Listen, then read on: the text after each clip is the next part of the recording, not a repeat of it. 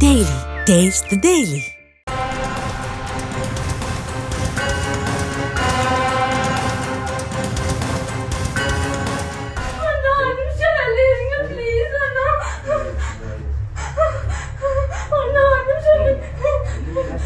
இரண்டாயிரத்து 19ஆம் ஆண்டு தமிழ்நாட்டையே அதிர வைத்த பொள்ளாச்சி பாலியல் வன்கொடுமை வழக்கில் கைது செய்யப்பட்ட ஈவு இரக்கமற்ற 9 கொடூரர்களுக்கு குற்றம் நிரூபிக்கப்பட்டு குற்றத்தின் தன்மைக்கு ஏற்றாற்போல ஆயுள் தண்டனை கொடுக்கப்பட்டுள்ளது.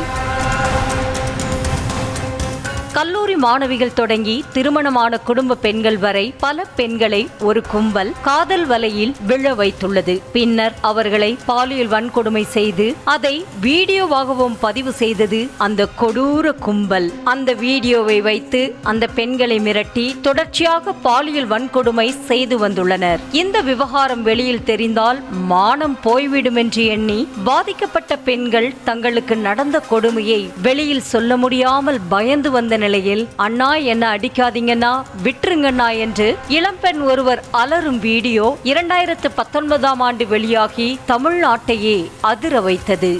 முதலில் இந்த வழக்கு விசாரணை சிபிசிஐடிக்கு மாற்றப்பட்டது. கடும் அரசியல் அழுத்தத்திற்கு பின்னர் வழக்கை சிபிஐயிடம் ஒப்படைத்தது அப்போதைய அதிமுக அரசு. இந்த விவகாரத்தின் தீவிரத்தன்மையை உணர்ந்து வழக்கை கவனமாக விசாரித்த சிபிஐ குற்றவாளிகள் பாதிக்கப்பட்ட அப்பாவி பெண்கள் என வழக்கு தொடர்புடைய அனைவரிடமும் விசாரணை மேற்கொண்டு 1500 பக்க குற்றப்பத்திரிகையை நீதிமன்றத்தில் தாக்கல் செய்தது.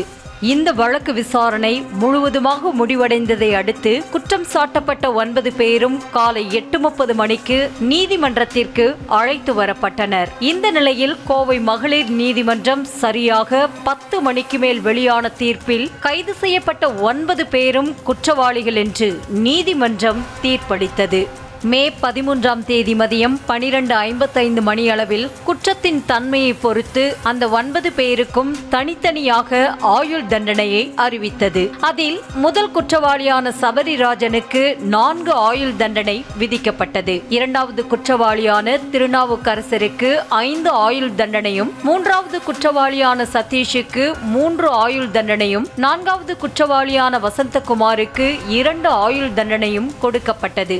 அதேபோல 5வது குற்றவாளியான மணிவண்ணனுக்கு 5 ஆயுள் தண்டனையும், 7வது குற்றவாளியான ஹேரோனிமஸ் பாலுக்கு 3 ஆயுள் தண்டனையும் விதிக்கப்பட்டது. 6வது, 8வது மற்றும் 9வது குற்றவாளியான பாபு, அருளானந்தம் மற்றும் அருண்குமார் ஆகிய மூவருக்கும் தலா 1 ஆயுள் தண்டனை விதித்து தீர்ப்பு வழங்கப்பட்டது.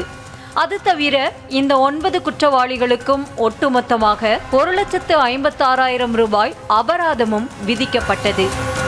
குற்றவாளிகளுக்கு தண்டனை அபராதத்தை தொடர்ந்து பாதிக்கப்பட்ட பெண்களுக்கு 85 லட்சம் ரூபாய் இழப்பீட்டையும் அறிவித்தது நீதிமன்றம். இந்த 85 லட்சம் ரூபாய் தொகையை அவர்கள் பாதிப்படைந்ததன் தன்மையை பொறுத்து 7 பெண்களுக்கு பிரித்தளிக்கப்பட்டுள்ளது. 8 பெண்களில் ஒரு பெண் மட்டும் சாட்சி சொல்ல நீதிமன்றம் வராததால் அவருக்கு இழப்பீடு வழங்கப்படவில்லை. முன்னதாக 9 பேரும் குற்றவாளிகள் என்று அறிவிக்கப்பட்ட பின்னர் நீதிமன்றத்துக்கு வெளியே செய்தியாளர்களை சந்தித்த அரசு தரப்பு வழக்கறிஞர் சுரேந்திர மோகன் இந்த வழக்கில் கூட்டு பாலியல் வன்கொடுமை மற்றும் தொடர்ந்து பாலியல் குற்றத்தில் ஈடுபடுத்துவது என 2 குற்றங்களும் வலுவான ஆதாரங்களுடன் நீதிமன்றத்தில் நிரூபிக்கப்பட்டது என்று தெரிவித்தார்.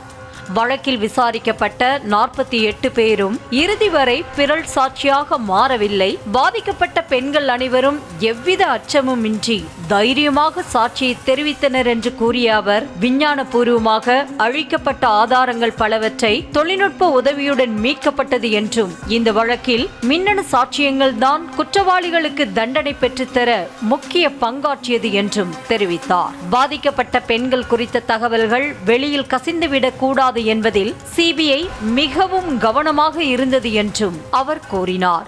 இந்த வழக்கை பொறுத்த வரைக்கும் மொத்தம் 48 சாட்சிகள் விசாரிக்கப்பட்டிருக்கு அரசு தரப்புல. இதுல ஒரு அம்சம் என்னன்னா, ஒரு சாட்சி கூட பிறல் சாட்சி ஆகல.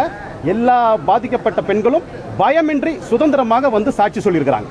இந்த வழக்கு நிரூபிக்கிறதுக்கு பார்த்தீங்கன்னா அந்த மின்னணு சாட்சியங்கள் தான் வந்து பெரிய, அது வழக்கு நிரூபிக்கிறதுக்கு மட்டும் இல்ல, பாதிக்கப்பட்ட பெண்களை வந்து கண்டறியறதுக்கும் புலன் விசாரணை அதிகாரிகளுக்கு அது ஒரு பெரிய ஒரு சப்போர்ட்டிங்கா இருந்தது. டெக்னிக்கல் சப்போர்ட் பார்த்தீங்கன்னா இதில் பார்த்தீங்கன்னா மோஸ்ட்லி வந்து ஐடென்டிஃபிகேஷன் பண்ணுறது சரி, அந்த வீடியோக்களில் எந்த விதமான மேனிப்புலேஷன் எடிட்டிங் இல்லைன்றதுக்காக ஃபிசிக்ஸ் டிபார்ட்மெண்ட் ரிப்போர்ட்டும் சரி இந்த வழக்கில் ரொம்ப முக்கியமான ஒரு சாட்சியாக இருக்கு. இந்த பாலியல் வழக்கில் குற்றவாளிகளுக்கு தண்டனை கிடைத்ததை அடுத்து பல்வேறு இடங்களில் பட்டாசு வெடித்து மக்கள் வரவேற்றனர். குற்றம் செய்தவர்கள் அரசியல் பின்புலத்தில் உள்ளவர்கள் என்று கூறப்படும் நிலையில் அந்த அரசியல் அழுத்தத்தையும் மீறி கடும் போராட்டத்திற்கு பிறகு 6 ஆண்டுகளுக்கு பிறகு பாதிக்கப்பட்ட பெண்களுக்கு நீதி கிடைத்துள்ளதாக பார்க்கப்படுகிறது. Taste the Daily.